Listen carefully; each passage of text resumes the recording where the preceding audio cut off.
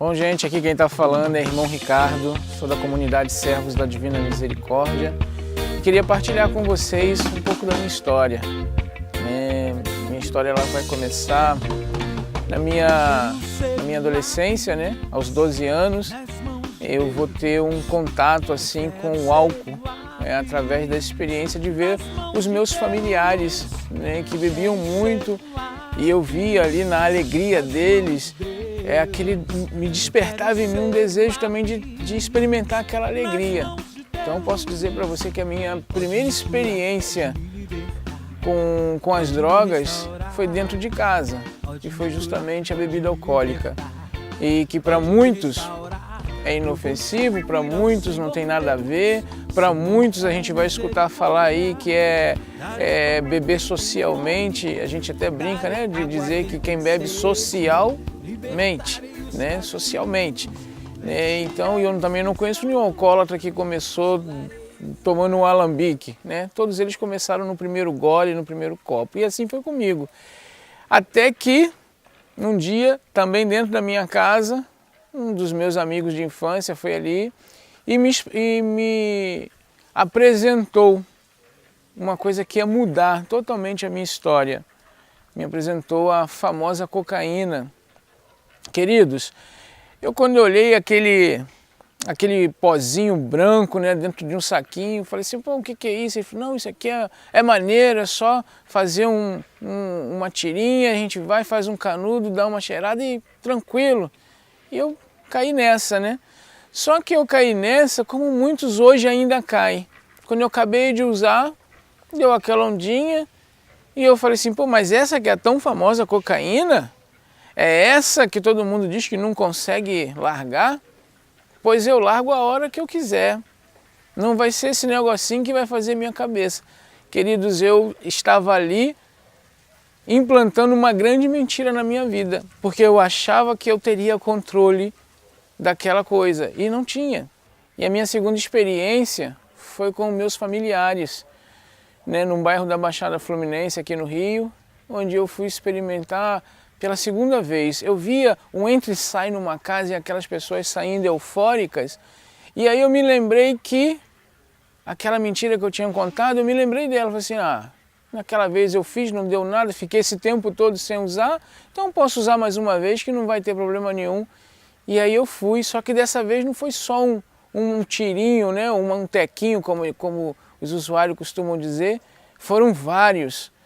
E ali eu começava a dar entrada num caminho realmente, né, quase que sem volta. Eu comecei a ir, né, com mais frequência, eu comecei a ir todo final de semana, depois eu comecei a ir dia sim, dia não, e daqui a pouco eu já estava indo todos os dias. Eu já estava fazendo uso da cocaína todos os dias. Gente, eu não fazia nada sem o uso dela. Para namorar eu usava cocaína, para trabalhar eu usava cocaína, para fazer um negócio eu usava cocaína. Então tudo começou eu ter a necessidade de usar ela para me poder dar seguimento em tudo aquilo que eu iria fazer. Então eu comecei a ver que a minha vida ela já não caminhava por si só, mas ela precisava dessa substância para que eu desse, né, continuidade em tudo que eu fizesse.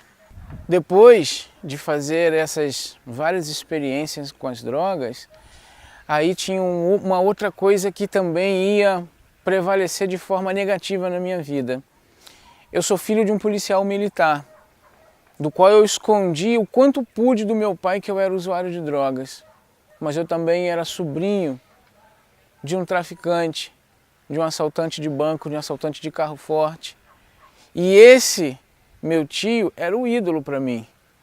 Eu queria me espelhar nele porque eu tinha um certo bloqueio com meu pai, porque meu pai era muito Caxias, meu pai era aquele militar bem rigoroso, que impunha as regras dentro de casa e tinha que ser do jeito que ele queria.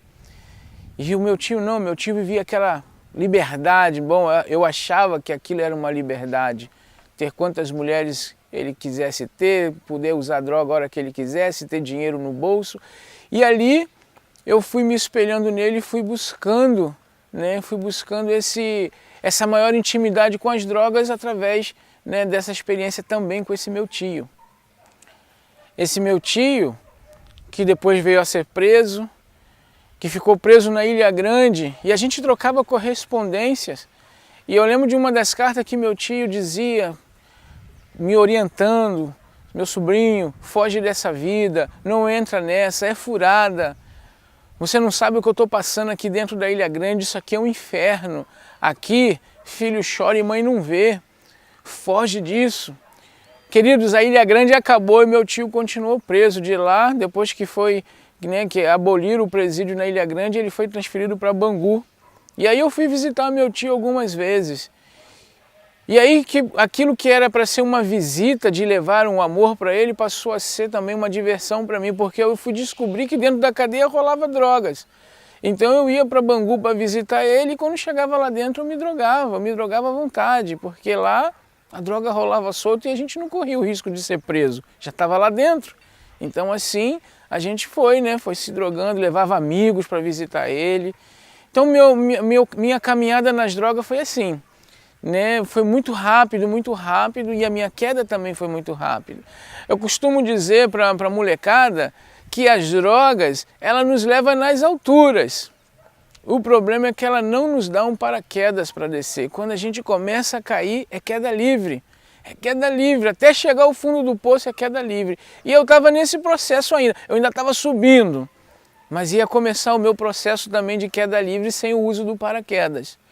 Foi então que eu estava numa favela do Rio, numa troca de tiro lá, a polícia com os meninos do tráfico, o menino do tráfico cai baleado do meu lado.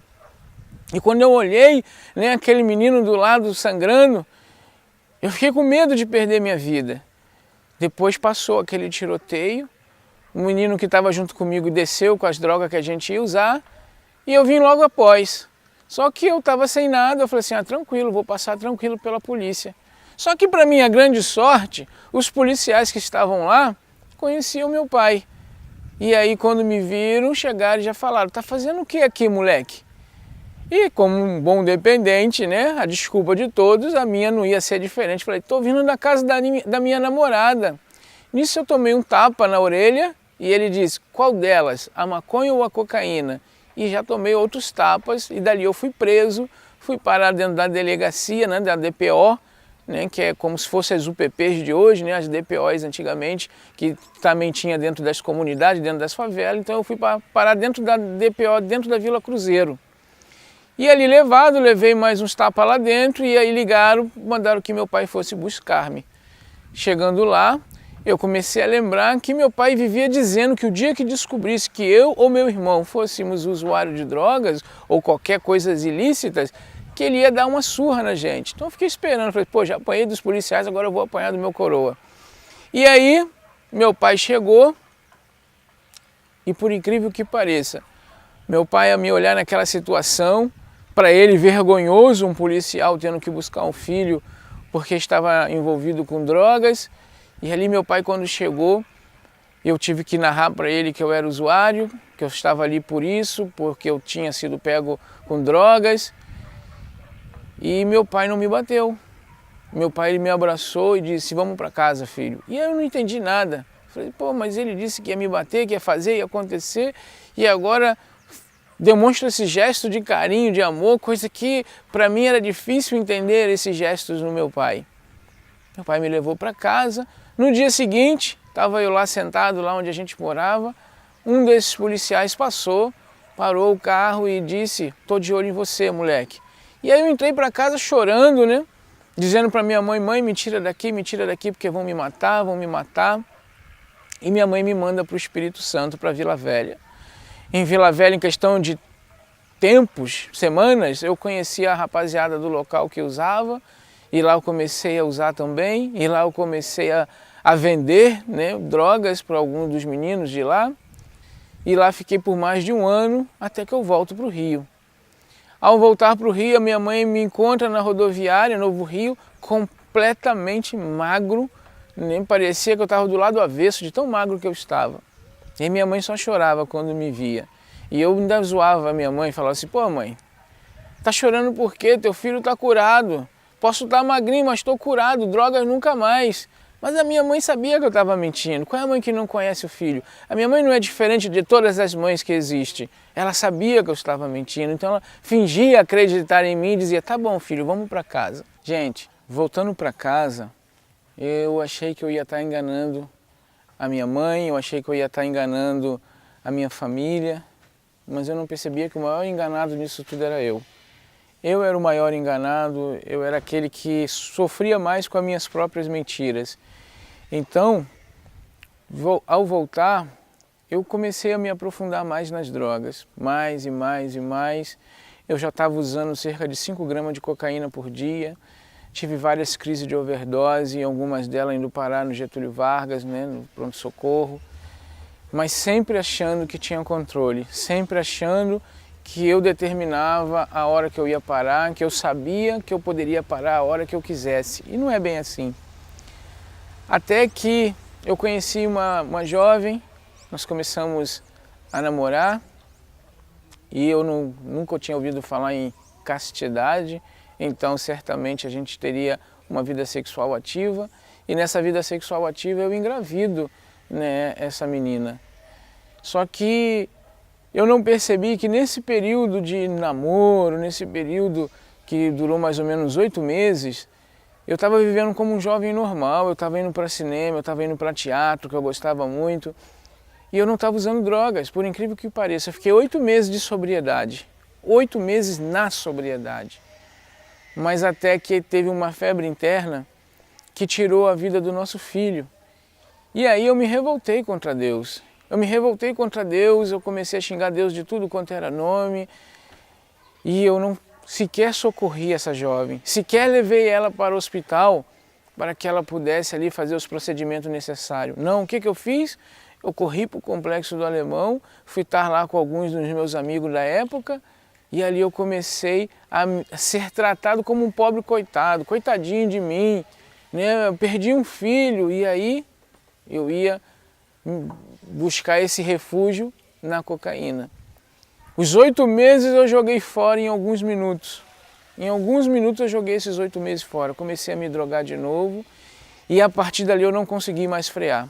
Né? Foram muitas vezes, engravidei essa menina de novo. Eu me meti numa confusão, né, no bairro que eu morava e quase que essa confusão custa a vida dessa menina grávida do meu filho, que estava de 8 meses. Mas isso teve consequência. Né? A consequência foi que ela acabou tendo que ir para os trabalhos de parto bem mais cedo, nosso filho nasceu prematuro, mas ele nasceu. Só que o meu filho não tinha um pai, eu era ausente, meu filho ele pouco me via, aquilo que eu vivia reclamando do meu pai, que meu pai não tinha tempo para mim, porque meu pai trabalhava muito, o meu filho estava passando pela mesma coisa, mas não porque eu estava trabalhando, mas porque eu estava me drogando, porque eu estava na farra.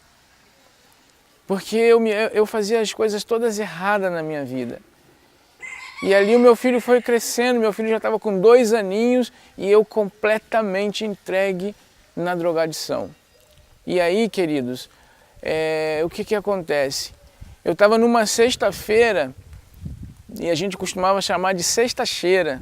Eu estava completamente doido, né? Completamente embriagado, completamente drogado. E ali a minha esposa, ela volta com o meu filho enrolado, né, num cobertor, e ele todo molinho, e ela vai e diz assim, olha, enquanto você está aí se matando, nosso filho está morrendo, mas isso para você não significa nada, né? Você não se importa com a gente, e virou as costas e foi. E ali, né, como num estalar de dedo, o efeito do álcool e das drogas passou. E eu fui para casa naquela sexta-feira, passei de sexta para sábado, chorando, tentando entender o que estava me acontecendo, e a minha vida ia passando na minha mente como se fosse um filme ruim, né? Passando todas as coisas ruins que eu fiz com as pessoas, todas as pessoas que eu fiz sofrer. Às vezes que eu chegava em casa de madrugada e a minha mãe estava ali rezando, e eu dizia para ela, tá fazendo o quê, coroa? E ela dizia, eu estou rezando por você, filho. E eu alterava a minha voz para minha mãe, dizia, eu não preciso das suas orações, eu não preciso das suas rezas, vai rezar por quem está doente, até porque eu não me reconhecia como um doente. Eu não me reconhecia como alguém que precisava de ajuda. E eu começava a falar alto para que a minha mãe baixasse a voz, porque senão ia acordar a vizinhança inteira. Então assim, tudo isso ia passando na minha mente. As pessoas que eu agredia, as pessoas que eu brigava a troco de nada, tudo vinha à minha mente. Né? Até que no sábado pela manhã, e aí sim eu vou conhecer alguém que eu achei que não existia, alguém que mudaria a minha vida de uma vez por todas, em alguém que eu tanto debochei, que eu tanto persegui, alguém que eu tanto fiz chacota dizendo que não existia, e esse alguém que não existia ia mudar a minha vida. Conhecer esse alguém que poderia mudar a minha história, eu não acreditava. Mas a minha mãe veio me convidar para ouvir o programa do Padre Marcelo Rossi. Falei, tá bom, não tenho nada a perder mesmo. E aí aquele padre começou a falar. E tudo que aquele padre falava se encaixava na minha vida. Adentrava na minha história. Eu falei assim, pô, a minha mãe tá achando que eu sou algum mané, que eu sou algum idiota. Bom, ela me chama para ouvir o programa do padre, só que ela liga para ele antes e conta a minha história. E ela quer que eu acredite nisso. Mas, queridos, aquele padre tinha uma comunhão e tem uma comunhão muito especial com Deus. Aquele padre, depois, quase no final do programa, ele fala assim, jovem, ei, você jovem, você que está me ouvindo, você mesmo, não se prenda ao Padre Marcelo Rossi. Procure o padre na sua paróquia e ele vai poder tirar as dúvidas que você tem, e ele vai poder lhe dar a resposta que você quer ouvir. Foi quando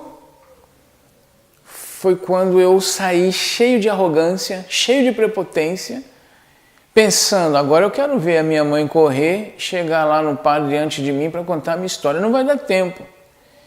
Então eu fui na primeira paróquia, a paróquia Nossa Senhora de Fátima de Olaria, cheguei lá, procurei padre, vi freira, mas não vi padre.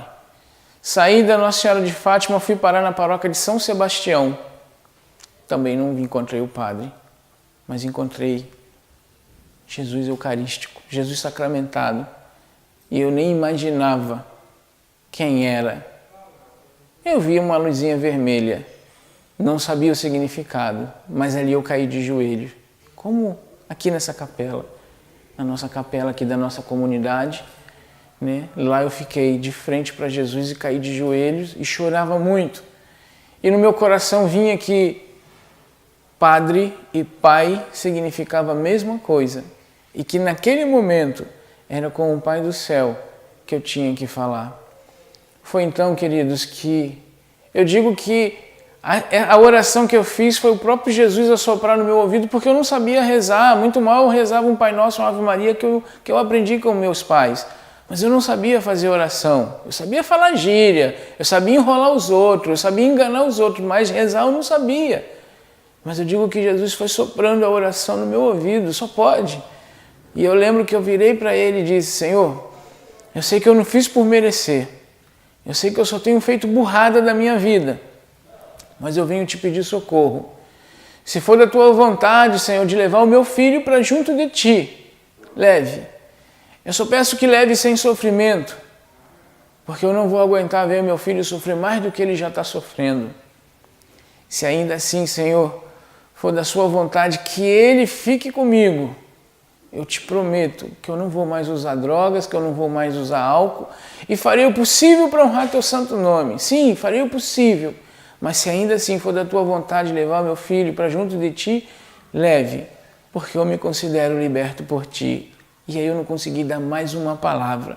Eu só chorava e sentia Jesus a me abraçar naquela manhã de sábado. Era Jesus me abraçando, né? Eu sentia aquele abraço. Se você me perguntar quanto tempo eu fiquei ali naquela manhã de sábado, eu não sei te dizer. Eu não sei se foi 10 minutos, se foi 1 hora, se foi 2 horas, eu não sei. Eu perdi a noção de tempo. Mas aquele momento que eu fiquei ali na presença de Jesus foi precioso demais, porque me curava não só da minha dependência química, me curava também da minha carência afetiva que eu tinha em relação ao meu pai. Jesus, ele estava me curando de tudo. E o mais importante que eu fui entender até hoje, né? Nós sabemos que diante do Senhor todo joelho se dobre e temos que dobrar mesmo, reconhecendo o senhorio de Deus. Mas naquela manhã de sábado, no chão que eu me encontrava, no lamaçal do pecado que eu me encontrava, foi Ele, o Senhor, que se inclinou diante de mim para me tirar do meu chão e me levantar para uma vida nova. Foi o Senhor que se inclinou, Criador se inclinando diante da sua criatura para trazer de volta a vida. Foi assim que eu me senti naquela manhã, Deus me tirando do chão. Tem um padre amigo nosso, o Padre Alain, um beijo para o senhor, Padre Alain.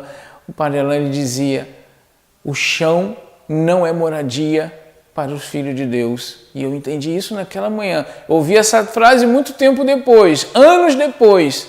Mas quando eu ouvi essa frase me remeteu, né, a esse período da minha vida. O chão não é moradia para os filhos de Deus. E não é mesmo. Deus me levantava daquele chão. Naquele sábado à tarde, depois de eu ter voltado para casa, o meu filho desperta para a vida como se nada tivesse acontecido com ele. Ele começou a correr, brincar, cantar. Meu filho era apaixonado pelas músicas do Padre Zeca e ele começava a cantar Deus é 10 e algumas outras músicas daquele CD. E eu olhei assim a alegria do meu filho, aos 2 aninhos, cantando, correndo. Eu caí de joelho novamente, olhei para o céu e agradeci a Deus. Porque eu não era merecedor, tinha certeza disso. Eu não era merecedor. Mas Ele me socorreu com a sua infinita misericórdia. E eu sou muito grato a Deus por Ele ter me socorrido. A partir daí, queridos, vinha a minha luta principal, permanecer sóbrio, honrar minha palavra. Eu comecei a ir para a Capela do Santíssimo todos os dias adorar Jesus. E eu levava meu filho todos os dias para adorar Jesus comigo porque eu tinha medo. E nessas idas e vindas, nessa igreja que eu ia com meu filho adorar Jesus, numa dessas vindas para casa, eu encontro alguém que era usuário de drogas, que também usava comigo, e aí vai, aperta a minha mão e deixa um saquinho de cocaína. E eu vou para casa, eu entro no banheiro e começo a travar aquela que seria talvez uma das maiores lutas da minha história. Um saquinho. Vocês vão lembrar que lá no comecinho eu disse que quando eu peguei aquele saquinho na mão, eu disse, isso nunca vai fazer a minha cabeça, eu tenho controle, eu paro a hora que eu quiser. Mas nesse dia eu tremia, eu chorava, eu transpirava, com aquele saquinho, naquele banheiro que tantas vezes eu me droguei.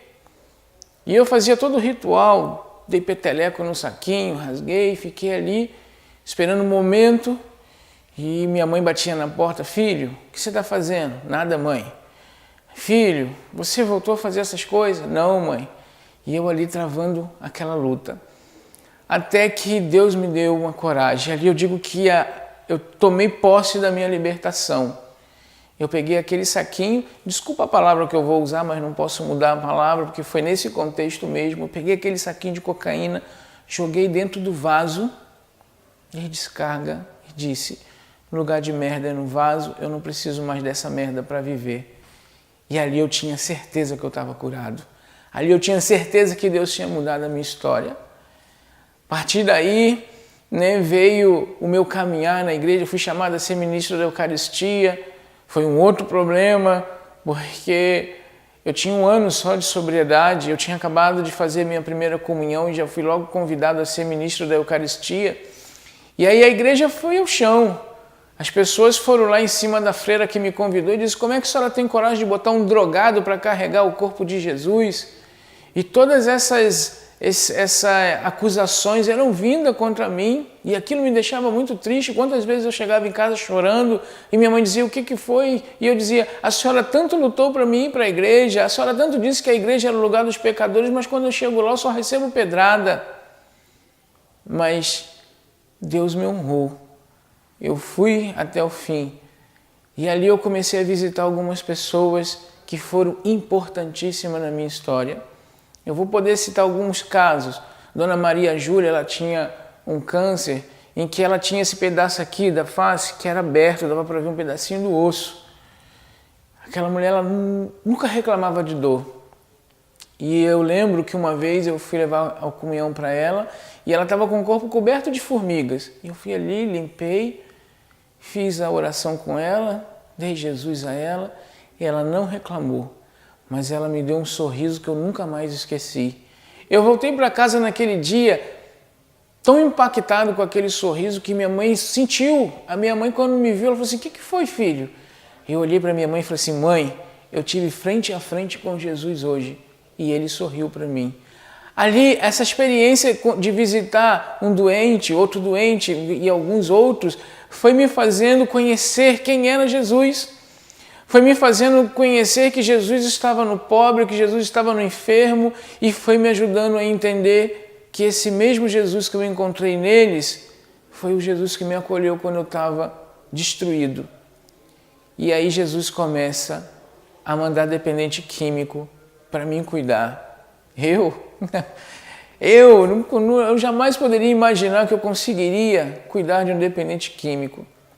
Foi então que eu conheci a Pastoral da Sobriedade. A irmã Madalena me mandou para um congresso da Pastoral no ano de 2000, lá em São Paulo, no Arujá. E lá eu conheci Dom Irineu, que me ajudou muito, Padre Haroldo, conheci o Bortolim, conheci o Fradão, minha referência no trabalho aí com os dependentes químicos.